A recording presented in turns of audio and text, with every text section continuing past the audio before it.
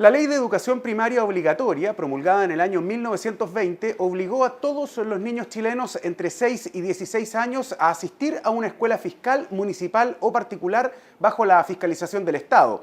Una legislación que terminó con el periodo de consolidación del sistema de educación primaria en Chile, iniciado en el siglo XIX.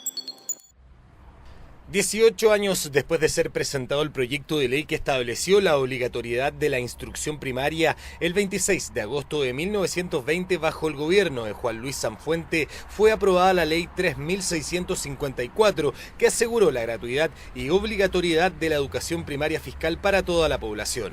Ese día, en el centro de Santiago se hizo una gran celebración por la publicación de la ley, en la que participaron autoridades y ciudadanos. La Ley de Instrucción Primaria Obligatoria se hizo realidad. Si bien ya existe ley de educación estatal, hacia 1860 particularmente, es muy importante reconocer que hacia finales del siglo XIX e inicios del XX hay un proceso económico de expansión muy grande.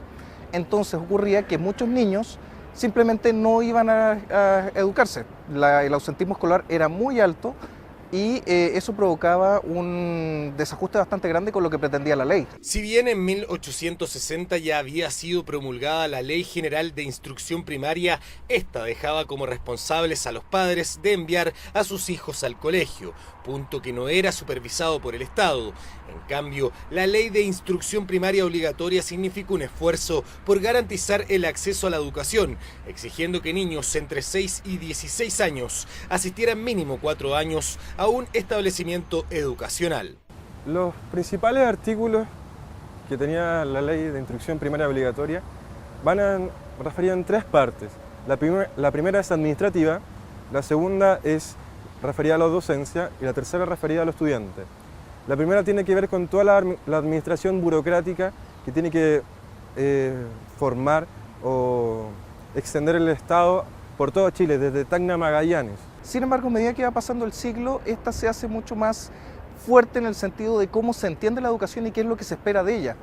Entonces, este proceso de masificación de la educación, que es muy fuerte durante el siglo XIX, en el fondo trata de crear ciudadanos conscientes del proceso, es cosa de ver el currículum, no solamente historia, lenguaje, sino que también matemática, filosofía, religión. Como una manera de asegurar el cumplimiento de la normativa, la Ley de Instrucción Primaria Obligatoria estableció en su artículo 12 sanciones a los infractores. En caso que un padre no cumpliera con las obligaciones de la ley, limitara el periodo de cumplimiento o entregar información falsa acerca de la edad de su hijo en el momento de la matrícula, arriesgaba presidio en su grado mínimo o una multa de 30 pesos. Es la primera ley que establece sanciones para los docentes, para los apoderados y padres de los estudiantes.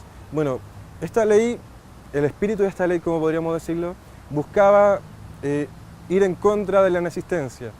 Por ende, quería que todos los estímulos y todos los insumos de esta ley iban a favor de que los estudiantes asistiesen.